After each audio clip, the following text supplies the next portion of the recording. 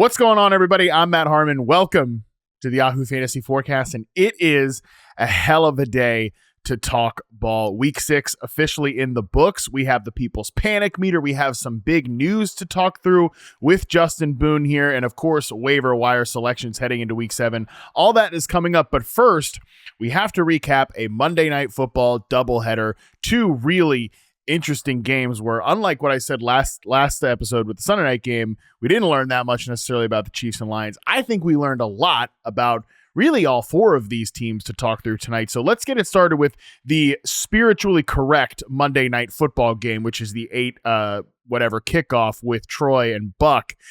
Bears 25, Commanders 24.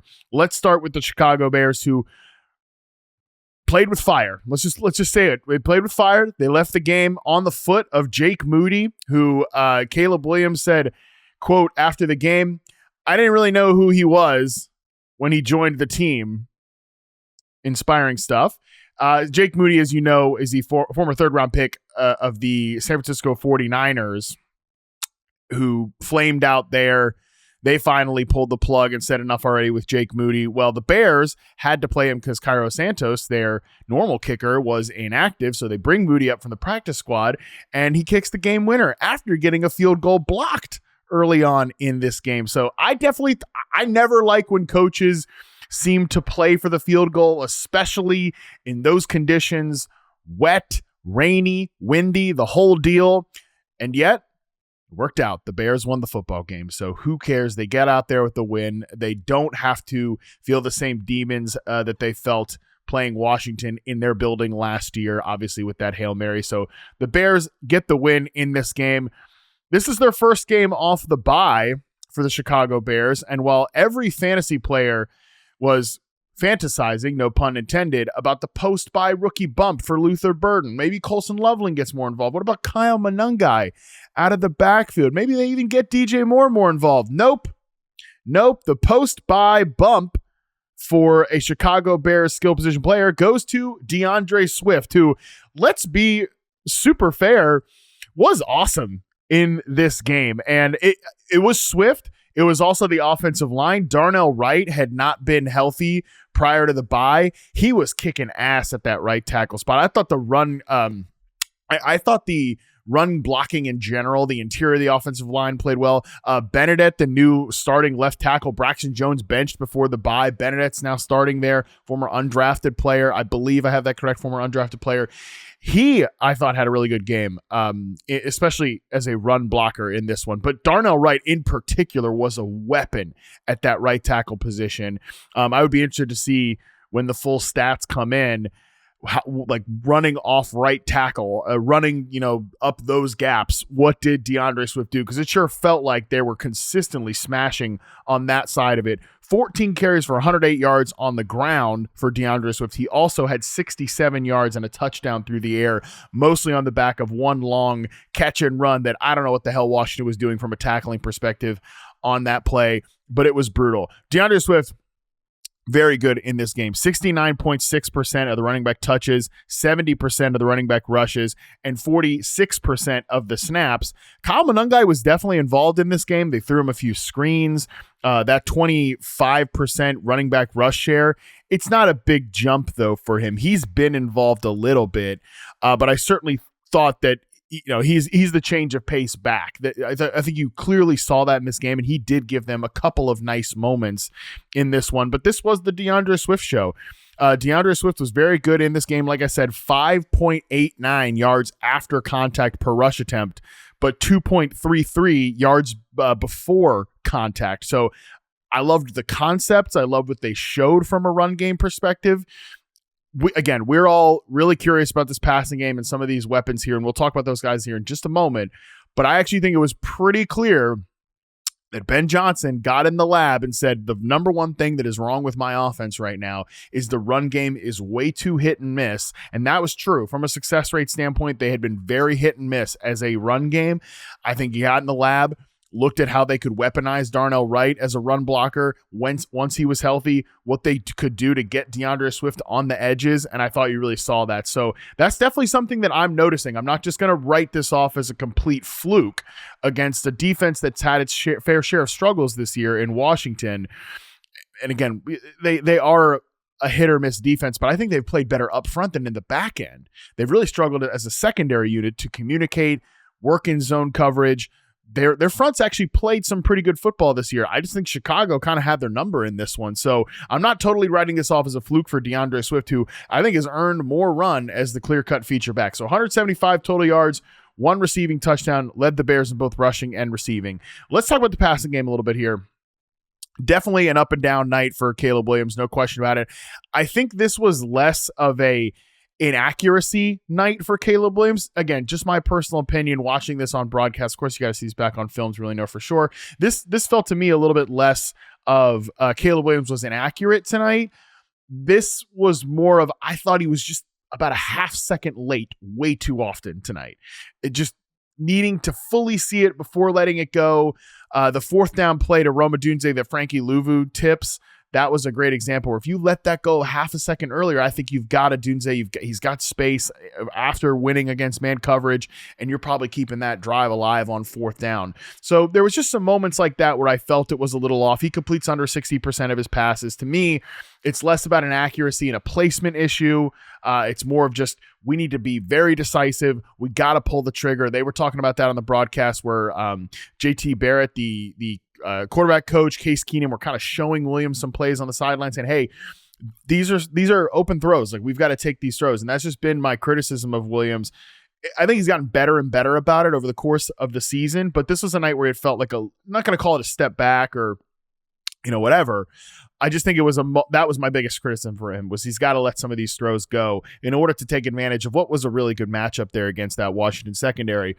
Talking about the receivers here, if you're an Odunze bro like myself and you didn't watch this game, you're just looking at the box score and you're seeing the 2 catches for 32 yards.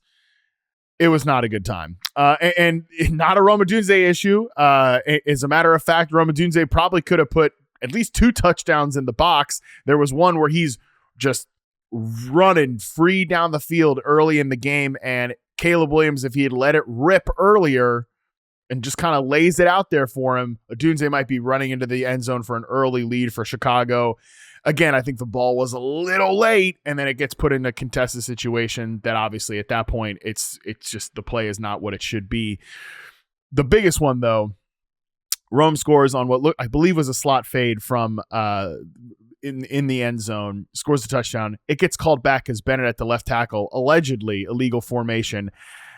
I thought so. The booth thought so. Most of social media thought so. That was kind of a ridiculous call. I think that should have stood. All biases admitted as a Rome Odunze bro. But again, this night should have been much better for a guy who's been awesome for you this season in fantasy football. And it's been awesome for the Bears as their clear-cut leading receiver. Once again, led the team in routes in this one and air yards, 40% of the air yards in this one. So some of those, yeah, definitely maybe not all the way accurate in terms of catchable passes, but should have been a lot better for Rome Odunze. Also, there was one play where Caleb, it's probably a designed rush. Rome throws his hand up as if he's calling for the pass, but we've seen other guys do that before, like Jackson Smith and Jigba. There was a play where he did that last year with Geno Smith where you throw your hands up as if you're looking for that target, so it keeps the defenders rolling so your quarterback can run and get the ball. I'm not sure if that's even like an eligible target there, but that was yet another one where it sure looked like a lot of space for Rome Odunze. So again, could have been a much bigger night for him, should have been a much bigger night for him. It was not. No reason to panic at all or freak out about Rome Odunze. The rest of the passing game, this is where we can have more of a longer conversation here. Luther Burden made some plays. Luther Burden was definitely active in this game. 4 targets, 4 catches, 51 yards, all for the most part downfield stuff for a lot of some downfield catch and run stuff for Luther Burden as well. Unfortunately, though, he did not get any sort of post-buy rookie bump. He ran a route on 39% of the team dropbacks. If the numbers I'm looking at are fully up to date right now, was targeted on 31% of those routes, but 39% was still the 4th receiver on the team. Did not overtake Olamide Zaccheaus for the slot receiver job. Did not push DJ Moore, who was a full-time player once again and got some early looks, but then didn't do much the rest of the game. Was also a little banged up throughout the course of the contest. And no role change for Luther Burden. Olamide Zaccheaus did have a critical drop in this game in a sequence that definitely had to have Ben Johnson pulling his hair out at one point, but we'll see if that changes anything about his playing time. To come out of the bye here and Zaccheaus is still fully featured and, Luther Burden is still the fourth receiver, we're going to need something to change before he's even somebody we're talking about in fantasy football beyond dynasty and beyond like, hey, I'd like to see more of this guy. Same with Colson Loveland, who did play more than Cole Kmet. That's good to see, but only 13 routes. That's not really enough to get you there at all. So this remains the Roma Dunze show, and that's about it from a Bears passing game standpoint.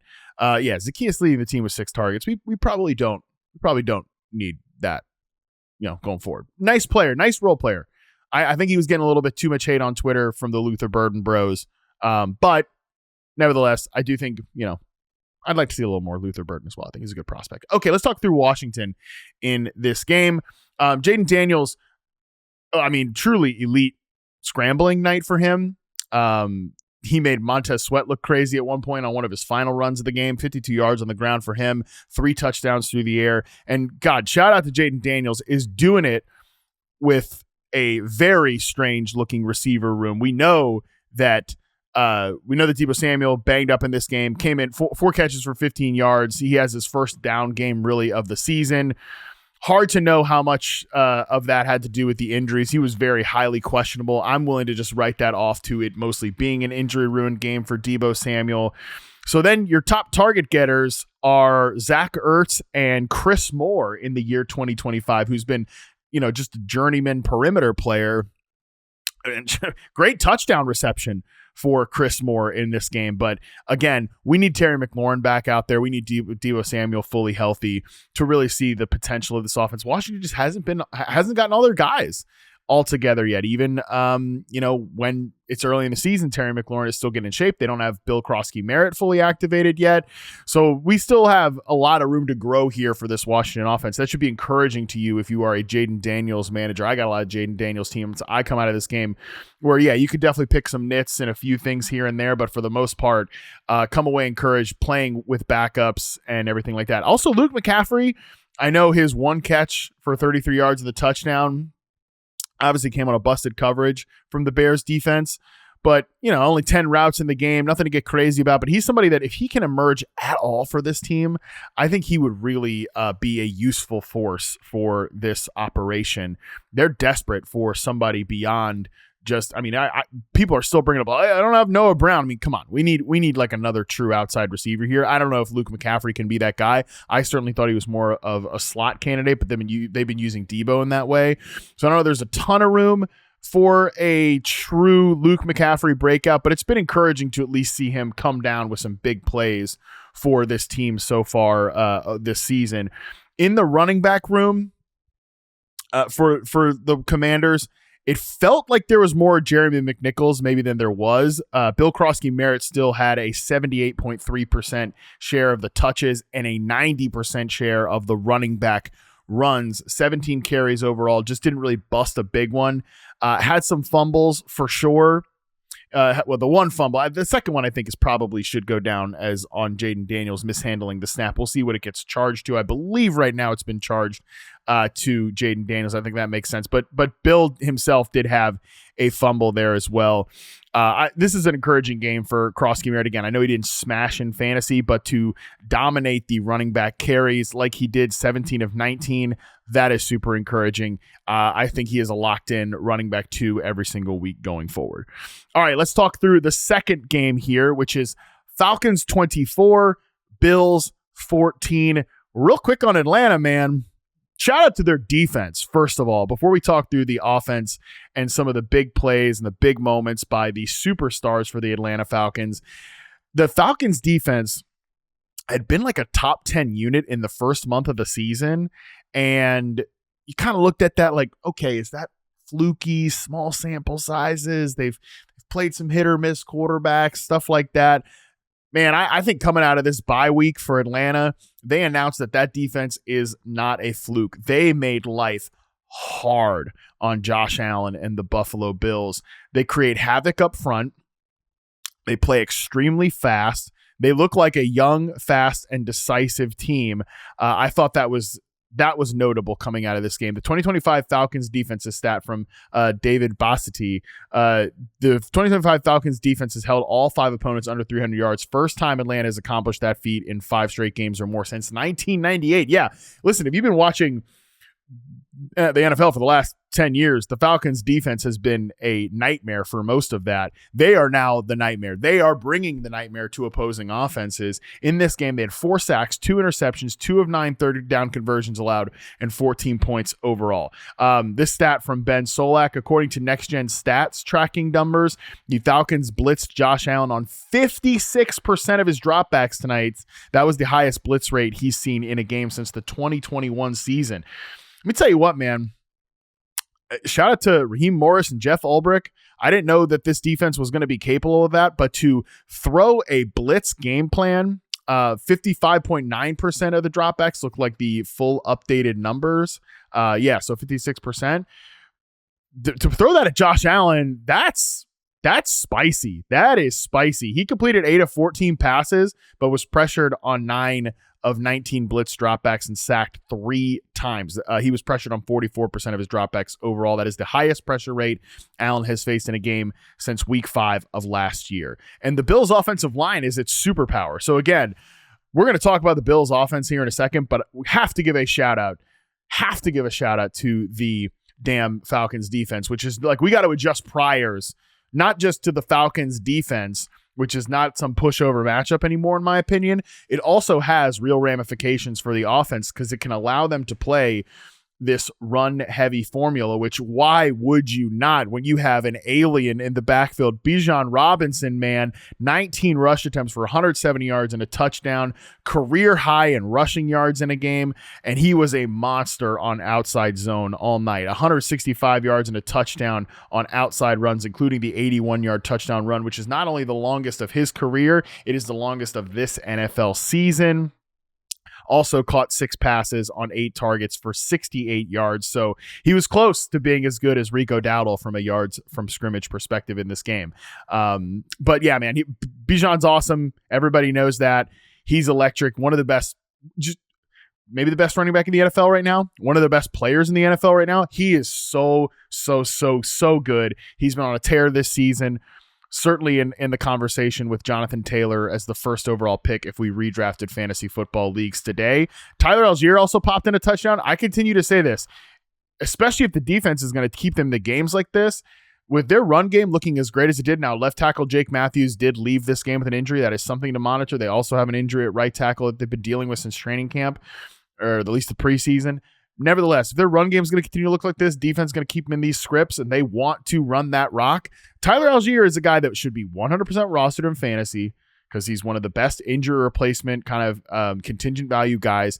And you could, if you're desperate at running back, you can throw him out there. Like, he's a legitimately good runner, finds the holes, runs with physicality. You see it every single week for Tyler Algier. So again, if he is available in your league, stick him on the end of your bench, man. Because if God for freaking bid anything happens to Bijan Robinson, everybody is going to be rushing to that waiver wire, and you'd rather have him on your bench than sitting out there for everybody else to compete with.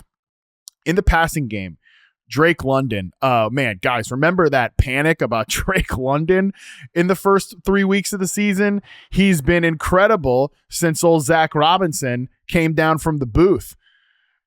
I kind of think that matters, okay? I kind of think that matters. Like, for the coach to be down on the sideline, be down there with your quarterback, be showing him the stuff on the tablet and everything, be engaged with the process. I'm not saying you're disengaged if you're up in the booth, but being there on the sideline for a young quarterback, I think that matters. Maybe it's stupid, maybe it doesn't. I think it matters. Drake London targeted on nearly half of his routes against the Buffalo Bills, 10 of 16 targets for 158 yards, did a ton of his damage in the first half as well. He was just absolutely awesome in this game. They got him a ton of work from the slot. He's, as we have talked about over and over again, a complete monster as the slot receiver for the Atlanta Falcons. He was in the slot on just 26% of his snaps tonight, according to Pro Football Focus, if this is fully updated. But when he was in there, he was getting the football a ton. He had his touchdown when he was lined up in the slot. Almost 76% of the air yards tonight for Drake London. That is as alpha as it gets. Yes, of course, I know Darnell Mooney is not out there. Darnell Mooney will be back, but Drake London is the engine of this passing game. Kyle Pitts, just 18 yards in this game. I mean, again, this was truly the Kyle Pitts show, and that's about it. They did do some stuff to really get Kyle Pitts, kind of as the sacrificial X, which allowed Drake London to have this monster game. So Drake London, wide receiver 1, easy rest of season. He's a baller, top 10 real life NFL receiver. Nothing has changed on that front. Okay, on the Bills.